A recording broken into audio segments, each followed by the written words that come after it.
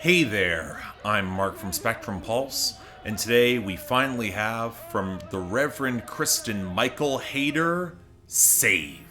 I'll admit that I've had a certain reluctance to cover this album, where Kristin Hayter has discarded her Lingua Ignota moniker for what would best be described as lo-fi southern gospel on a rickety prepared piano rooted in old Appalachian folk melodic structures, taking a lot of the ideas behind Sinner Get Ready and importing them much further south with a much more fractured analog recording. And with every discordant shudder, tape breakdown, and warping sample of lay people speaking in tongues, before in the final track, How Can I Keep From Singing, she attempts it herself, and while the exhausted pain of actually doing it feels tangible, the reality that it is a performance, even if she's described it as dissociative, feels a little off to me. But it is intended to evoke the ineffable connection with the Lord on high that comes through these performances and ceremonies, where the meaning of her theatricality at the pulpit is intentionally left a little blurry. After all, how can anyone be so sure of another's connection with God, especially as fire can both scorch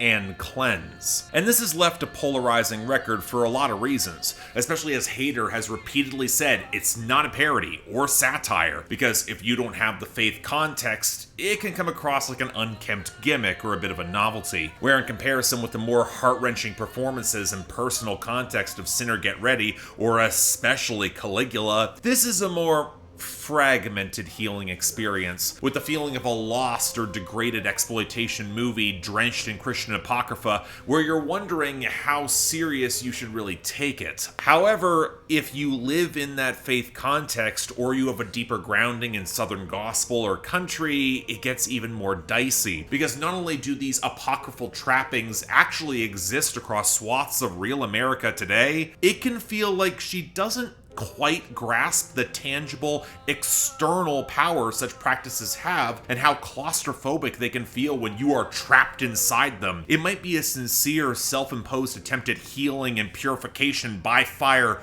for her, but it sure as hell is not that for so many others who cannot get out. Hell, she knows that. Sinner Get Ready had a lot more of that layered subtext. I mean, some of this just comes down to presence and delivery, beyond the issues of an intentionally very rough mix overall. While Hayter can really sell the scrupulously racked emotionality closer to the Catholic hymnal, her version of the Poor Wayfaring Stranger, it's a real high point on the album for that reason. The broader nasal affectation she attempts for Southern gospel and especially country, it feels forced, kind of caricaturish in a way that it shouldn't, especially in all those abbreviated interludes. It's less ominous backwoods preacher where if you don't repent, hell's around every corner, more kind of hokey art house framing, where even if the dissonance with the more serious moments it's intended to show the cracks, it just kills any sense of proper immersion. If you know, you know. I also think there's something to be noted in Hayter's choice to sing more from the pulpits rather than set herself more in the congregation. It has a different meaning to command the power of God in that setting, rather than be among the huddled masses that are seeking something to believe in. And that doesn't really help any sense of populism, mostly because over half of these songs are interpretations of traditional hymns, and the rest are playing very much to that spare, direct tradition,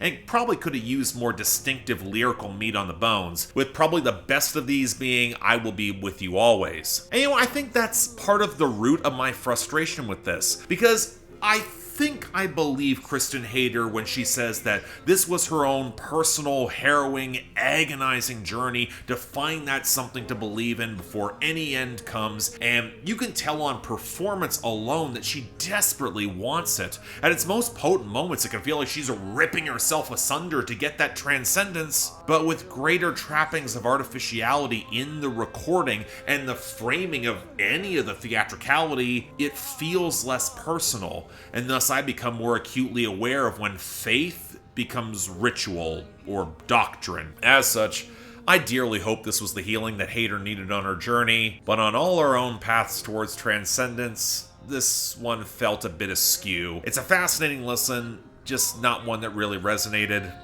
least for me. So yeah, thanks a lot for watching. If you want to see more reviews, please be sure to like, share, drop some comments, and subscribe. In particular, I'm curious about those comments because I think this is going to be a bit of a polarizing lesson. I think about a month out where I've had time to fully digest it. I think I'm pretty fair to this, all things considered.